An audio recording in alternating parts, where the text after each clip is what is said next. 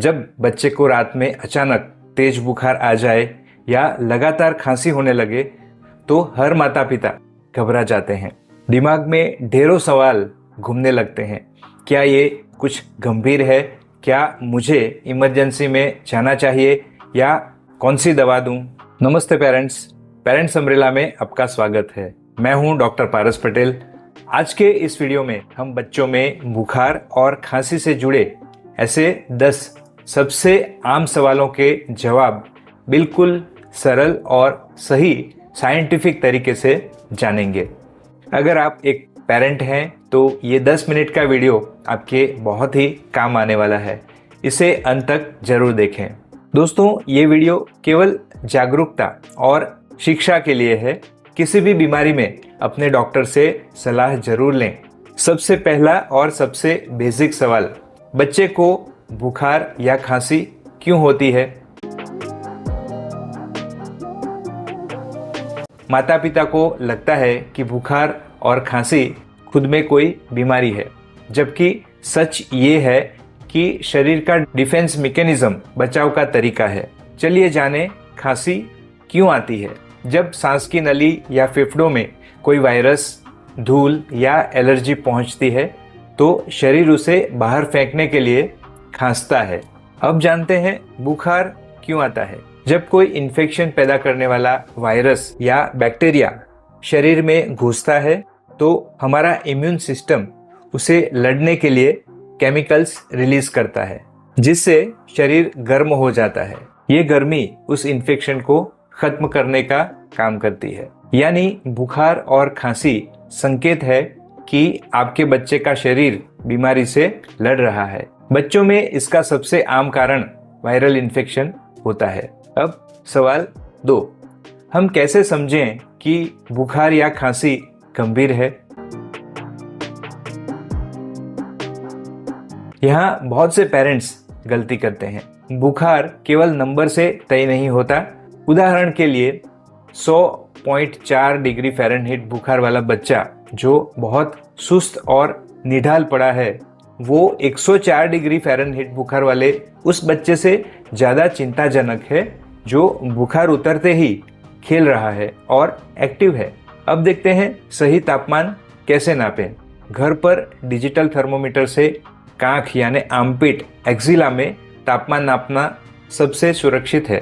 अगर कांख का तापमान 99 डिग्री फ़ारेनहीट यानी 37.2 डिग्री सेंटीग्रेड से ऊपर है तो उसे बुखार माना जाता है। दवा देने से पहले एक फीवर चार्ट जरूर बनाएं, जिसमें तारीख, समय और तापमान नोट करें। इससे आपके डॉक्टर को सही डायग्नोसिस करने में बहुत ही मदद मिलती है। खांसी के बारे में ध्यान दें। छोटे शिशुओं में गले में कफ जमा होने से घर घर की आवाज आती है, जो बहुत ही कॉमन है। लेकिन अगर बच्चा सांस तेज ले रहा है या दूध नहीं पी पा रहा है तो ध्यान देने की जरूरत है। सवाल 3, बुखार और खांसी का सबसे आम कारण क्या है और ये कब तक ठीक होगा?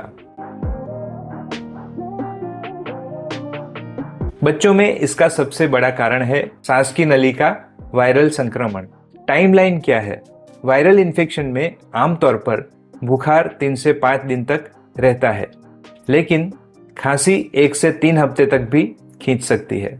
अगर बुखार 4 से 5 दिनों से लगातार बना रहे या खांसी दिन ब दिन बढ़ती ही जाए तो ये बैक्टीरियल इन्फेक्शन या न्यूमोनिया भी हो सकता है, जिसके लिए डॉक्टर की जांच जरूरी है।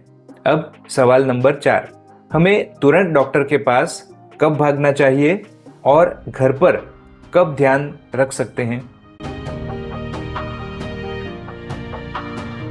शुरुआती 3 दिनों में अगर पैरासीटामोल देने के बाद बुखार उतर जाता है, बच्चा एक्टिव हो जाता है, खेल रहा है, खाना पीना ठीक से ले रहा है और पेशाब सही मात्रा में कर रहा है, तो आप घर पर ध्यान रख सकते हैं। अब देखते हैं डॉक्टर के पास तुरंत कब जाएं।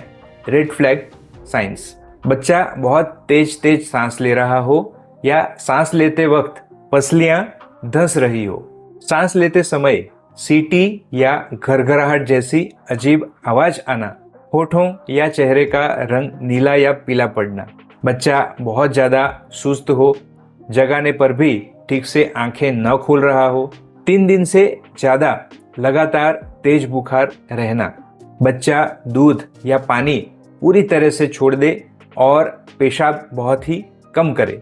सवाल नंबर 5, घर पर बच्चे को कंफर्ट आराम कैसे दें? तो बुखार के लिए बच्चे को जबरदस्ती ढके नहीं, उन्हें हल्के सूती कपड़े पहनाएं। ठंडे पानी की पट्टी या बर्फ का इस्तेमाल कभी न करें, इससे बच्चे को कभी शिवरिंग छूट सकती है। आप रूम टेम्परेचर कमरे के तापमान वाला नॉर्मल पानी से चेहरे, हाथ और गर्दन को स्पंज कर सकते हैं। खूब सारे फ्लूइड्स दें, पानी, दूध, सूप वगैरह, ताकि डिहाइड्रेशन न हो। खांसी और सर्दी के लिए बंद नाक के लिए सलाइन नेजल ड्रॉप्स, जो नमक पानी की बूंदें होती है, सबसे सुरक्षित है। कमरे में सही नमी रखें। बच्चे के आसपास धूम्रपान, स्मोकिंग बिल्कुल न होने दें। डॉक्टर की सलाह से भाप, स्टीम या नेबुलाइजर, चेस्ट पर वेपोरब का इस्तेमाल सही तरीके से कर सकते हैं। सवाल 6, मेरे बच्चे को बार बार बुखार और खांसी हो रही है, मैं इसे कैसे रोकूं? उसे इम्यूनिटी बढ़ाने के लिए कुछ दे सकते हैं। पहले साल में बच्चे को औसतन 10 से 12 बार और दूसरे साल में 6 से 8 बार सर्दी, जुकाम या बुखार होना बिल्कुल नॉर्मल है। ये प्राकृतिक तरीका है जिससे बच्चे का शरीर नई बीमारियों को पहचानता है और वो मजबूत बनता है। अब देखते हैं इम्यूनिटी कैसे बढ़ाएं। बाजार में मिलने वाले किसी इम्यूनिटी बूस्टर सिरप से इम्यूनिटी नहीं बढ़ती। तो सही तरीका क्या है? समय पर सभी वैक्सीन, टीके जरूर लगवाएं। पहले 6 महीने में केवल माँ का दूध और बाद में संतुलित पोषण, हेल्थी डाइट जरूर दें। विटामिन डी और आयरन सप्लीमेंट डॉक्टर के कहे अनुसार जरूर दें। साफ सफाई की आदतें जैसे कि हैंड वॉशिंग बच्चों को सिखाइए। सवाल 7, क्या मेरे बच्चे को ब्लड टेस्ट या एक्सरे की जरूरत है? दोस्तों, ज्यादातर मामलों में किसी टेस्ट या एक्सरे की जरूरत नहीं होती। डॉक्टर केवल तभी टेस्ट लिखते हैं जब लक्षण लंबे समय तक ठीक न हो रहे हों या स्थिति बिगड़ रही हो। सवाल 8, क्या हम बच्चे को एंटीबायोटिक्स दे सकते हैं? पिछली बार इसने बहुत अच्छे से काम किया था। दोस्तों, ज्यादातर मामलों में खांसी के साथ बुखार सांस नली का वायरल संक्रमण का लक्षण होता है। बहुत कम मामलों 10% से भी कम में ये बैक्टीरियल इन्फेक्शन होता है। जैसे कि हम जानते हैं, एंटीबायोटिक्स बैक्टीरियल इन्फेक्शन के खिलाफ असरदार होती हैं, लेकिन वायरल इन्फेक्शन में इनका कोई रोल नहीं होता। कम होने वाले बैक्टीरियल इन्फेक्शन का पता लगाने के लिए बच्चे की ठीक से जांच जरूरी है। बिना जांच के एंटीबायोटिक्स नहीं दी जानी चाहिए। हमें एंटीबायोटिक रेजिस्टेंट को फैलने से रोकने के लिए एंटीबायोटिक्स के गलत इस्तेमाल से बचना चाहिए।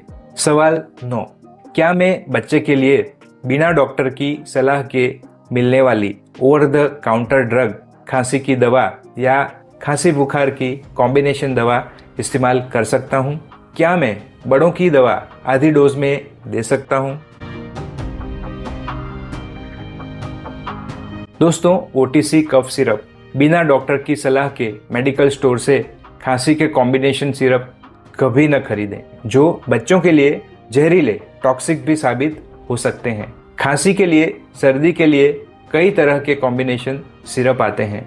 सुरक्षा के लिहाज से डॉक्टर से सलाह लिए बिना घर पर खांसी और बुखार के कॉम्बिनेशन सिरप का इस्तेमाल न करने की सलाह दी जाती है। अब एडल्ट मेडिसिन, बड़ों की दवा को आधा करके बच्चों को देने की गलती कभी ना करें। बच्चों की डोज उनकी उम्र नहीं बल्कि उनके वजन, वेट के हिसाब से तय होती है। इसलिए आप घर पर इमरजेंसी में केवल डॉक्टर द्वारा बताई गई पैरासीटामोल की सही खुराक देना ही सुरक्षित है। सवाल 10, क्या 3 महीने के बच्चे और 5 साल के बच्चे का बुखार एक जैसा होता है? बिल्कुल नहीं। बच्चा जितना छोटा होता है, बीमारी उतनी जल्दी गंभीर रूप ले सकती है। 3 महीने से छोटे शिशु में अगर हल्का सा भी बुखार 100.4 डिग्री फ़ारेनहीट या उससे ज़्यादा या खांसी दिखे तो इसे मेडिकल इमरजेंसी माननी होती है और तुरंत डॉक्टर को दिखाना चाहिए। जबकि 5 साल के बच्चे में आप स्थिति देखकर घर पर ऑब्जर्व कर सकते हैं। तो दोस्तों, बुखार और खांसी से डरे नहीं, इसे सही तरीके से समझें। सही समय पर सही कदम उठाना ही आपके बच्चे को सुरक्षित रखता है। अगर आपको ये जानकारी मददगार लगी हो तो इस वीडियो को दूसरे पेरेंट्स के साथ जरूर शेयर करें और ऐसे ही इंफॉर्मेटिव वीडियोस के लिए पेरेंट्स अम्ब्रेला को सब्सक्राइब करना न भूलें। स्वस्थ रहें, सुरक्षित रहें। धन्यवाद। नमस्कार। Thanks for watching.